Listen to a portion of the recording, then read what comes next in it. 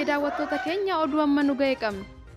Hidhattoonni faannoo magaalaa Angarguutetti dhalattoota Tigraay 52 kophaatti adda baasuun qarqara magaalichaatti rashanan jedha jiraataan magaalichaa.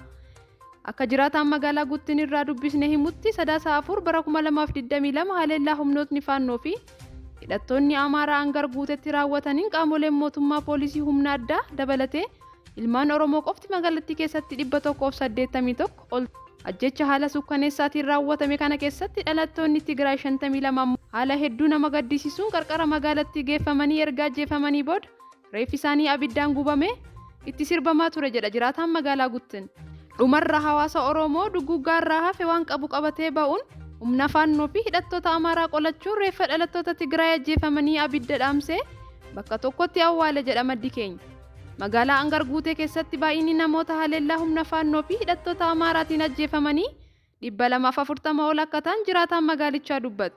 Poolisiin humna addaa hojjettoota mootummaa fi qonnaan bulaa Oromoo fi dhalattoota Tigraay ajjecha sabummaa irratti xiyyeeffateen akka baalaatti harca'aa jiru jedha.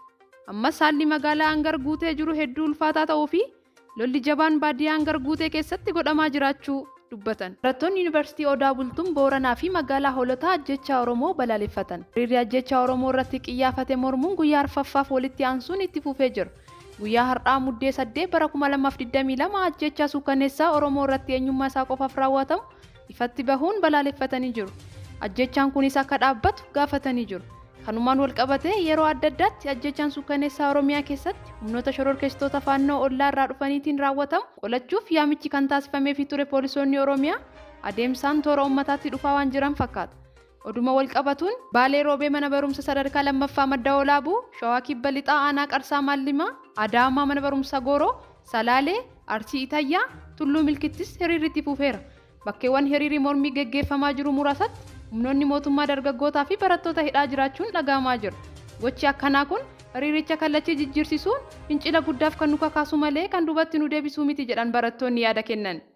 Jawaar Mohammad dabalatee namoonni siyaasaa garaagaraa hidhaan hiriirtota irratti raawwatamaa jiru dhaabbachuu akka qabuu fi namuu yaada isaa bilisaan akka ibsatu dhaamaniiru. Hayyee daawwattoota keenya oduu hiriiraan wal qabate bal'ina isaa booda kan isiniif dhiyeessinu ta'a.